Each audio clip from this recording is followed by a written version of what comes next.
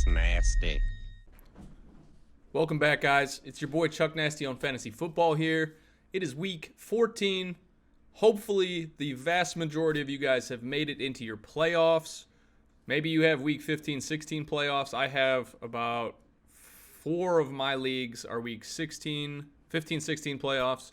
I have one league that I am on bye this week, and I have one league that I'm still vying for a playoff spot because Russell Wilson could not score 5 more points for me on Monday night. So, very unfortunate. That's the predicament that we live in. It has been a strange year this year. And by strange, I mean it defies logic.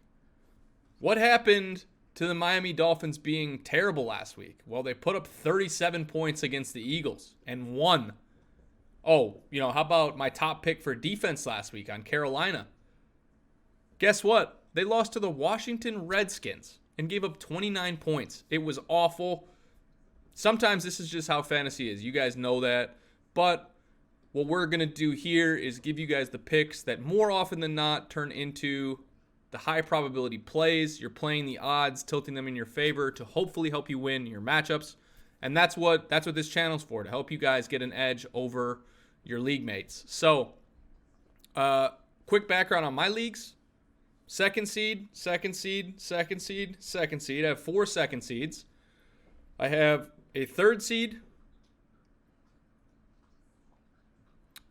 That's 5. I lost. I literally have to keep track of all my leagues. And I have a pending 4 seed this week, which of course is my highest buy-in, which could have been sealed had Russell Wilson won and beat the only guy that could have caught me this past week. Didn't happen. It is what it is. We're going to continue to sweat this week. That's how fantasy is. Let's recap the picks for last week, and then we'll go into some streaming options for you this week. The Carolina Panthers were a top pick last week. They had 5 sacks, no picks, and they gave up 29 points. The problem with this was Vegas had projected almost 2 full touchdowns less last week, which would have been a much better ending, but they finished with 6 points total. Not thrilled about it. This could have been a high potential game, but at the end of the day, because the Panthers lost, they fired Riverboat Ron, and now they have to find a new head coach. So I don't think anybody saw that coming, but they obviously knew the second that they lost to the Redskins, they needed to get rid of some new management. That was the last straw. So kind of unfortunate. 6 points, we'll take it. That was a lot better than the second pick, which was the Philadelphia Eagles. They gave up 37 points and lost to the Miami Dolphins. You heard that right. The Miami Dolphins. That's crazy. Vegas had expected the Dolphins to only score about 19. The Eagles had 3 sacks and 1 interception, which did not really help the cause because they had so many points put up against them. They only had 1 point. Listen, if you picked up the Eagles D, there's going to be a ton of people this week that are dropping them. If you pick them up, they are still a top 10 defense this week. They have a good matchup. I would recommend playing them unless one of these other streaming options is available this week. Keep an eye on your waiver. People are going to be dropping them because they just got burned last week and they're going into playoffs. But this is what happens. A team puts up a goose egg or a very low scoring week. They get dropped to the waivers by the vast majority of people. They're available in your league, and then they have a massive week. The Eagles can still make the playoffs, so they have something to fight for. Just something to keep in mind.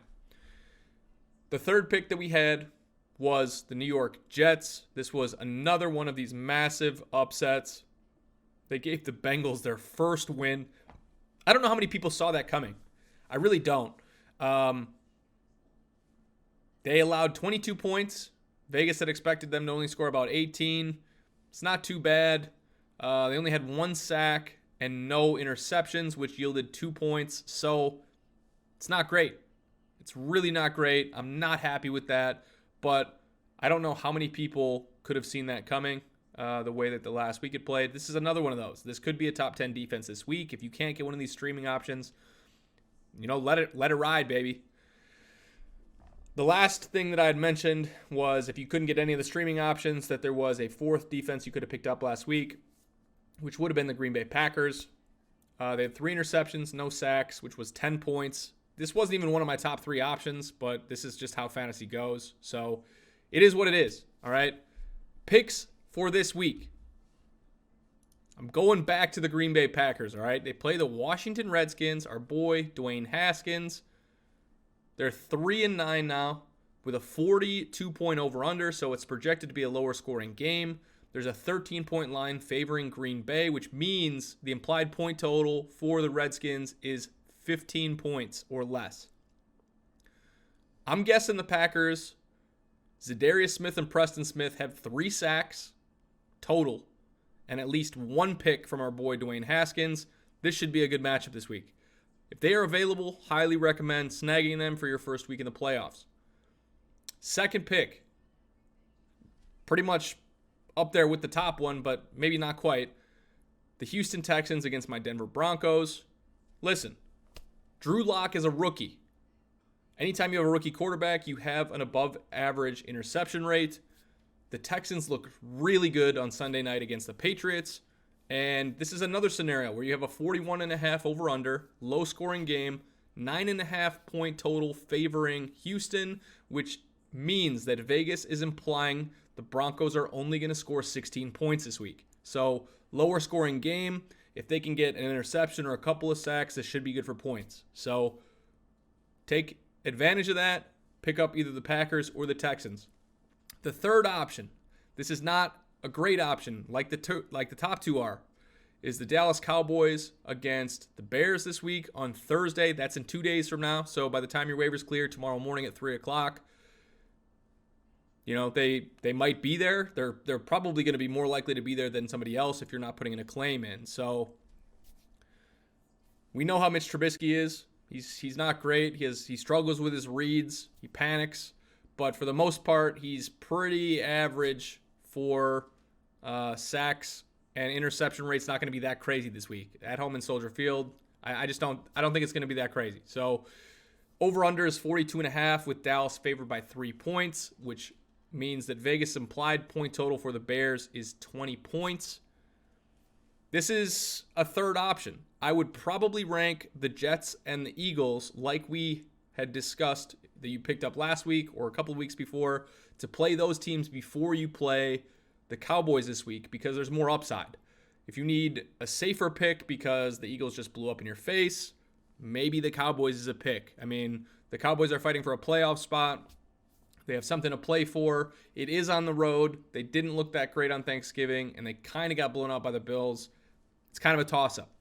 So that's where we're at for picks this week. Somebody to put on the bench would probably be the 49ers defense.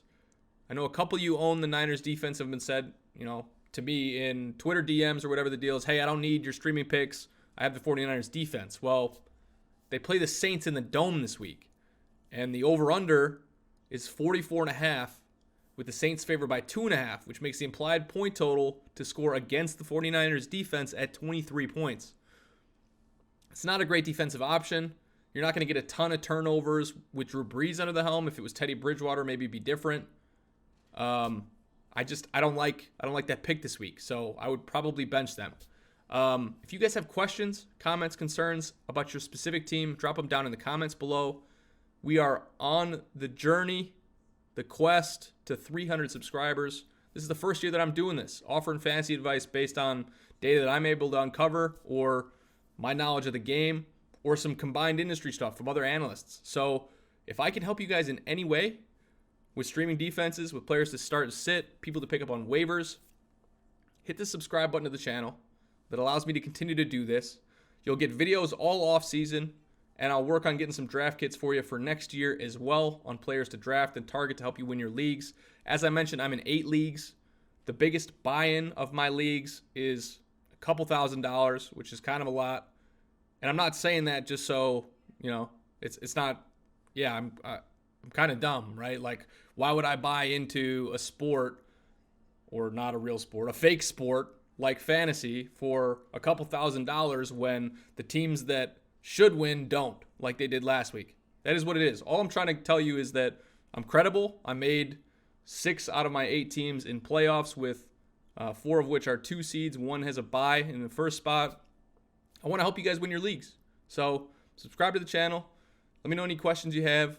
I will see you on Thursday for start sit for this week for your first week of the playoffs. And if you are sweating to get a playoff spot like I am this week, we need a metric ton, like 45 points out of Ezekiel Elliott, Leonard Fournette, and Mark Ingram. So fingers crossed. May the fantasy gods be with you. I will see you on Thursday. Thanks for tuning in. Guess we'll see you around. All right, check you later.